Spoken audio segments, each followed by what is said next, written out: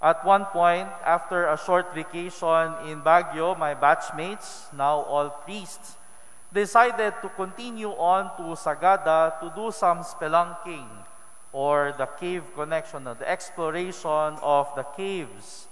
It was about 3 or 4 hours of walking underground. We enjoyed the sights and sounds of the underground. It is really a different world down there. But we were also afraid of the dark. It was not a regular darkness like we are used to at night. It was pitch black, that if you hold out your hand, you can't even see your hand pag walang ilaw. And so what we do was we huddled together, walk closely to each other, or if not, walk closely with our tour guide who have lamps with them. It was scary because if you miss a step or you cannot find the light, it was very, very, very dark, there is a tendency that you could either fall down on your knees, or if you're not very lucky, fall down on one of the cliffs down there. I remember the incident while reflecting the gospel and the readings today. Being in a cave without light is like denying and ignoring Jesus' light. We shall be blind. We are blind and will fall on our knees because of the darkness. Ignoring God cannot then be a good thing. We all know that. But in the first reading today, we hear from the people of Judah saying, added infidelity to infidelity, which means worshiping false gods, polluting the sacred temple, vigorously ignoring the real God. You can read again the first reading for the other terrible details. But out of compassion, God sent prophets to warn them. But each only received a scorn. They would not listen. One of the authors says, there was no remedy. The people were condemned by their own actions. God's love remained still, remained constant, but theirs did not.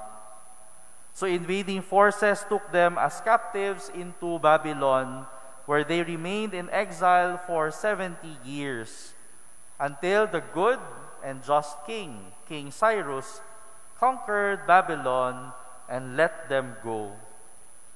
Our responsorial psalm, we have one of the most poignant of all, the exquisite Psalm 137. In it, the people, captives in a foreign land, weep. They refuse to sing the songs of Judah because they are exiled from everything they held dear, everything that had been taken from them through their own infidelity. As far as they knew, the light of life has gone out. But in truth, they had preferred darkness to light. John's Gospel tells us that the guilty person has not believed in the name of the only Son of God. God has no desire to condemn, but we condemn ourselves by walling God out. At the end of this Gospel reading, there is a very interesting and wise saying that sums up the message of all the readings. And it says, light came into the world, but people preferred darkness to light, because their works were evil. For everyone who does wicked things hates the light and does not come toward the light, so that his works might not be exposed. Why would anyone not choose light over darkness? But it's an ancient insight into human nature.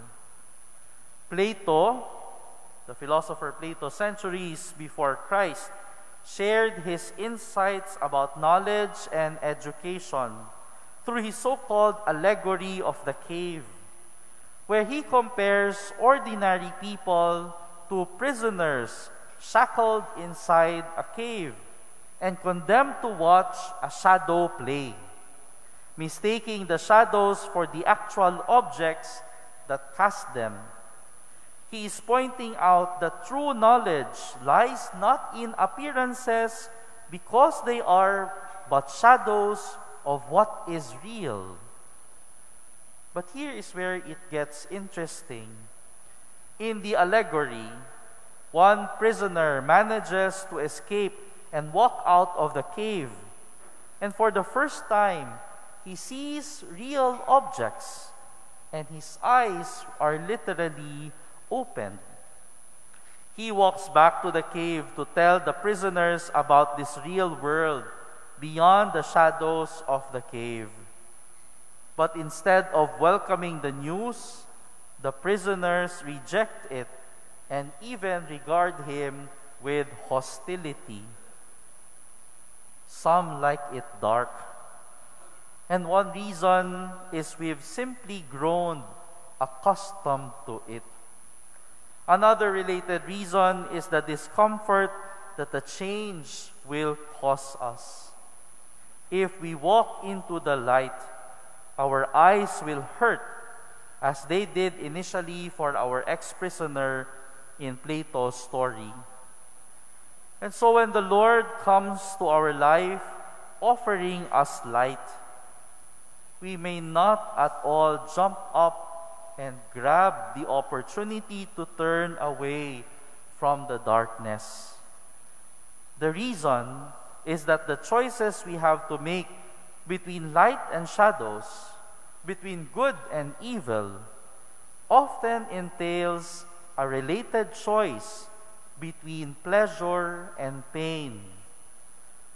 The fact is, doing good may be painful.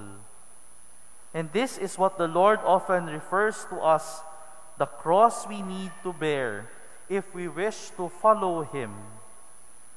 Likewise, avoiding evil causes some pain because some evil deeds do.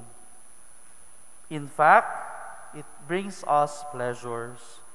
And this is the way temptations can be powerful, and we occasionally find ourselves quite helpless to them. In other words, we need to keep it real. Before we can be moral, we have to be ready to manage our instinctive and thus our default mode, the instinctive reliance on the pleasure and pain principle. Finally, choosing the light and deciding to step out of the shadows will often mean honestly and humbly coming to terms with our past mistakes and sins. That is by no means an easy thing. This is why the Lord says, "For everyone who does wicked things hates the light and does not come toward the light, so that his works might not be exposed. But whoever lives the truth comes to the light, so that his works may be clearly seen as done in God." And so, my dear friends, as we continue to enter into this holy season of Lent, let us ask ourselves, are we still living in the caves? Are we still looking at shadows rather than the reality, the real things? In which aspects of our life could you still be inhabiting caves? Areas in our lives where you still prefer to hide and huddle in the dark because it is comfortable, because it is easier, it is more familiar, it is less threatening, and more pleasurable. It may be easy, but remember, we may be living inside the caves.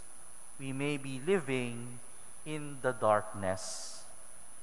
And so let us ask ourselves, what are these areas in my life that needs the Lord's light? and be able to see whether this is really shadow play or these are the real things. We hope that we come out of our caves and come to the light, bask in the light that the Lord has given us.